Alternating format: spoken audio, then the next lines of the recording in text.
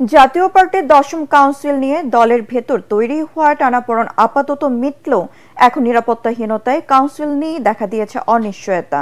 দলের মুখপাত্র ব্যারিস্টার শামীম হায়দার পাটোয়ারি জানিয়েছেন, শীঘ্রই ডাকা হবে প্রেসিডিয়ামের বৈঠক, সেখানে এই বিষয়ে সিদ্ধান্ত হবে।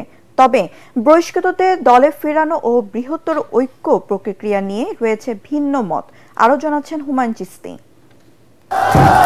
জাতীয় নির্বাচন বা দলের কাউন্সিল এলেই জাতীয় পার্টিতে বাজতে থাকে ভাঙনের সুর।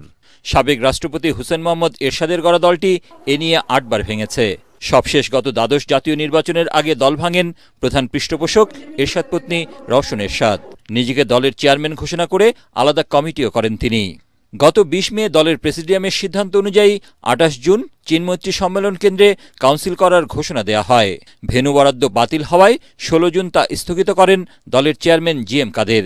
এর বিরোধিতা করে ওই তারিখেই সম্মেলন করার ঘোষণা দেয় দলের সিনিয়র কো চেয়ারম্যান আনিসুল ইসলাম মাহমুদ ও কো চেয়ারম্যান রুহুল আমিন হাওলাদারের নেতৃত্বে দলের এক অংশ। চেয়ারম্যান ও মহাসচিব পদে প্যানেল দেওয়ার কথাও জানান তারা। তবে শেষ পর্যন্ত সিদ্ধান্ত থেকে সরে এসে জিএম কাদেরকে নতুন তারিখ ঘোষণার আহ্বান জানান তারা।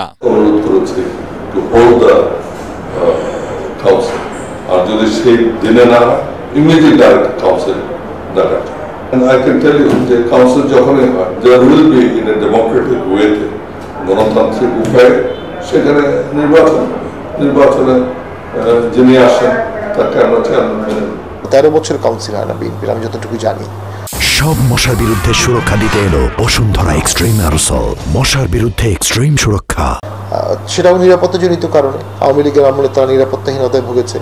আমরা এখন নিরাপত্তাহীনতায় ভুগছি। যে হলরুমে যাচ্ছি সে হলরুমেই বলছে আপনারা কাউন্সিল করবেন, ছাত্ররা অ্যাটাক করতে পারে, অন্যরা অ্যাটাক করতে পারে।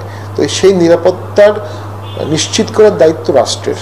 পরপর কয়েকটি প্রেসিডিয়াম মিটিং হবে, তারপরে পদক্ষেপগুলো নেওয়া হবে। জাপার শীর্ষ এই নেতা জানান, কাউন্সিলের আগে দলের বহিষ্কৃত নেতাকর্মী ও খণ্ডিত অংশগুলোকে আবারও যুক্ত করে একটি বৃহত্তর ঐক্য তৈরি করা হবে। তবে দলের মুখপাত্র জানান, এমন কোনো সিদ্ধান্ত এখনো হয়নি। প্রত্যেককে যদি আমরা ফিরিয়ে আনতে পারি তাহলে it will give confidence to others.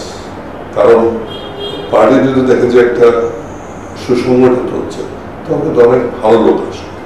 Party যদি কেবল ভাঙতেই আর আমি যদি বলতেই থাকি আপনারা যারা যাবেন চলে যান, আমার কারো দরকার নেই, আমি একলাই দল করবো, তখন ওই দল থাকে। অনেকেই যেমন বলছেন ঐক্যমতের কথা, আবার অনেকেই এটা বলছেন যে আসলে এই ঐক্যটা জাতীয় পার্টিকে কোনো কিছু ভোট অ্যাড করবে না, বরঞ্চ বিশৃঙ্খলা করলেও এবং দলের স্বার্থবিরোধী কাজ করলেও দলে ফিরে আসা যায়, এই নজিরটি স্থাপন হবে। এই নজিরটি এই মুহূর্তে জাতীয় পার্টির বেশিরভাগ লোকজনই স্থাপন করতে চাচ্ছে না।